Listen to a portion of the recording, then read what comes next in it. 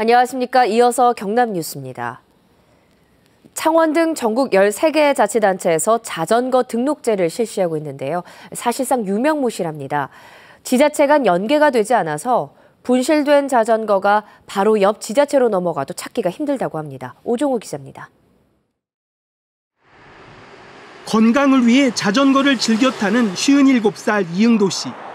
과거 분실 경험이 있어 언제 또 자전거를 잃어버릴지 걱정입니다.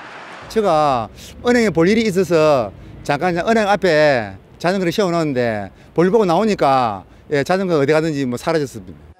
이 같은 분실이나 도난을 막기 위해 도입한 것이 자전거마다 가진 고유 차대 번호를 등록하게 하는 자전거 등록제입니다.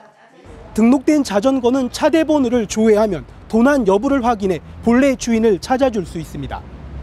하지만 지자체마다 개별적으로 운영될 뿐 전국 단위 통합관리 시스템은 없습니다. 이 때문에 분실된 자전거가 바로 옆 지자체로 넘어가도 찾기가 힘든 겁니다. 이러다 보니 자전거 등록제를 시행하는 곳은 창원과 김해, 함양 등 전국 13곳에 불과하고 등록률도 5%대에 그치고 있습니다.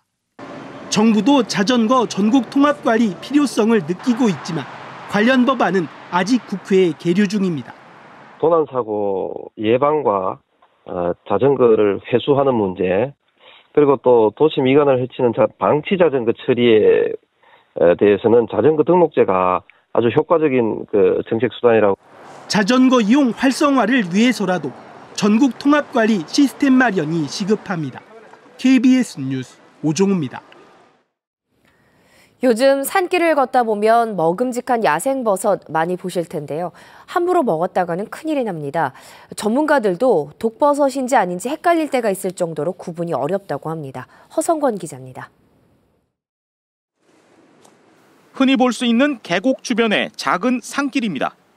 각종 버섯이 피어나는 시기지만 막상 잘 눈에 띄지 않습니다. 무심코 버섯을 따가는 사람들이 많기 때문인데 최근 이곳에서도 등산객 4명이 버섯을 캐먹고 복통을 일으켰습니다. 4분 중에 3분 그 다음날 바로 병원 가가지고 치료 받고 입원도 하고 했는데 이분 한 3일 뒤에 가셨더라고. 결국 뒤늦게 병원을 찾은 한 명은 9일 만에 숨졌습니다. 쌀이 버섯인 줄 알았지만 사실은 독버섯이었던 겁니다.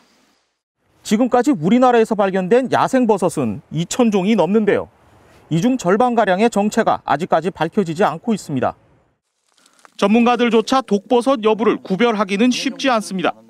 독버섯 구분법 이런 거 전혀 낭설이에요. 빨갛고 이쁘면 독버섯이다 이런 거는 다 아무 관계가 없어요. 지난 2005년부터 최근까지 발생한 독버섯 중독 환자는 모두 200여 명. 이 중 8.7%인 18명이 목숨을 잃었습니다.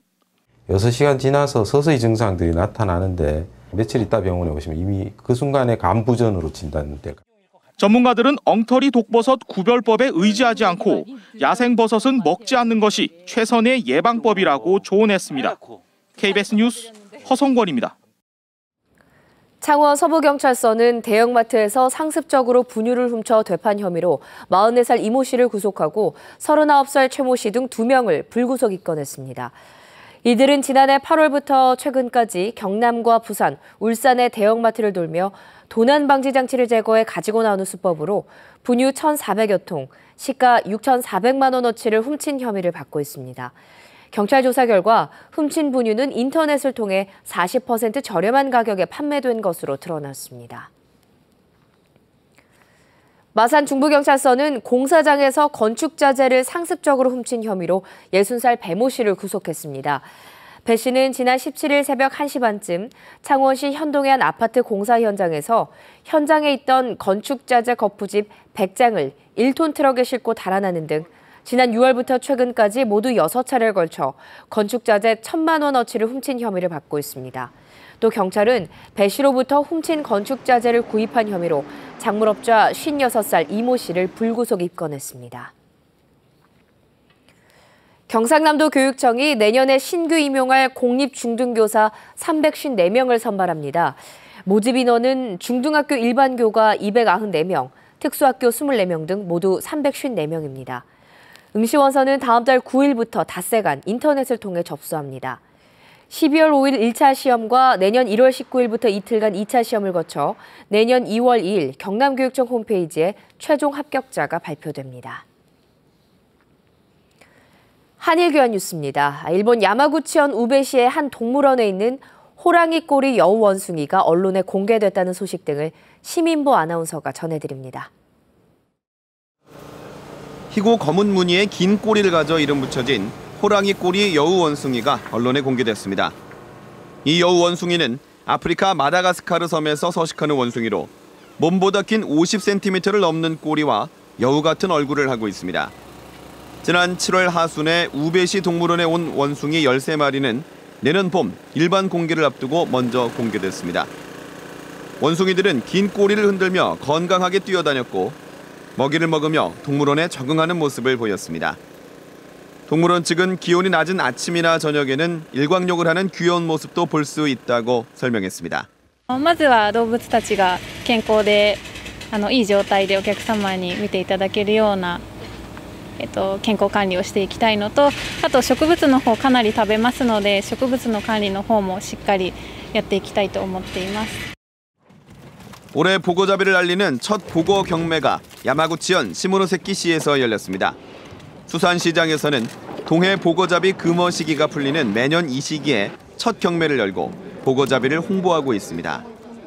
이번 경매에는 자연산 자주복과 양식보고 4톤가량이 팔렸습니다.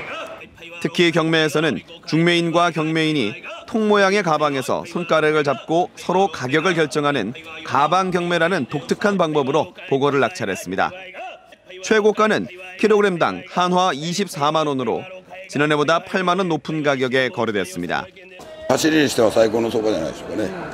フグのシーズン本当に始まりますけど、高値発進ではありますけど、今から安定した相場でね、消費者の方にも提供できればなというふうに思いますね。 이번 경매에서 팔린 보고는 일본 도쿄와 오사카 등에 출하됐습니다. KBS 뉴스 시민보입니다.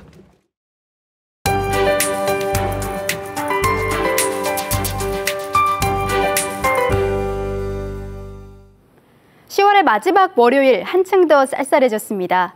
특히 내륙은 한 자릿수 밑으로 뚝 떨어지면서 발걸음을 더욱 재촉하게 되는데요.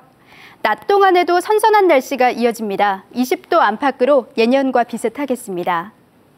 내일은 전국에 비 소식이 있습니다. 비가 그치고 나면 더욱더 쌀쌀해질 것으로 보이는데요.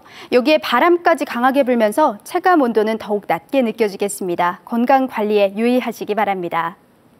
오늘은 북쪽에서 다가오는 고기압의 영향을 받겠습니다. 구름 많은 하늘빛을 띠겠고 밤부터 점차 흐려지겠습니다. 동부 지역입니다. 현재 창원이 11도, 밀양이 7도로 시작하는데요. 한낮엔 20도 안팎으로 어제보다 조금 낮겠습니다. 서부 지역도 종일 선선한 기분이 들겠습니다. 또 건조한 날씨가 이어지면서 불이 나기 쉬운 만큼 화재 예방에도 신경 쓰시기 바랍니다. 한편 먼 바다를 중심으로는 풍랑 예비특보가 내려졌습니다. 물결은 최고 3m까지 다소 높게 일겠습니다. 내일 오전까지 비 예보가 들어와 있습니다. 예상 강수량은 10에서 20mm 정도로 가뭄 해갈엔 도움이 되지 않겠습니다. 기상정보였습니다. 김해 시가 인감도장을 대신하는 본인 서명 사실 확인제를 널리 쓰도록 홍보에 나서기로 했습니다. 합천군의 환강레포츠공원이 국민안전처 평가에서 우수한 성적을 받아 물놀이 안전명소에 선정됐습니다. 밀양시 용평동에 축구장 110개 크기의 우리나라 최대 규모 자동차 유통단지 건설이 추진됩니다. 거창군의회가 지역 현안과 재정 여건을 고려해 올해 의원 9개 연수를 취소하기로 했습니다. 올해를 결산하는 경남 중소기업 대상의 7개 업체와 11명의 우수 근로자가 선정됐습니다. 중소기업 대상 수상업체는 수출의 코만, 여성기업의 신화철광, 기술혁신 파워테크, 삼광모터스, 경영혁신 경한코리아, 창업벤처 3S입니다. 또 23년 11개월 동안 근무한 이강세 씨 등 11명이 우수 근로자로 선정됐습니다. 시상식은 오는 28일 경남도청에서 기념행사와 함께 열립니다. KBS 뉴스를 마칩니다. 고맙습니다.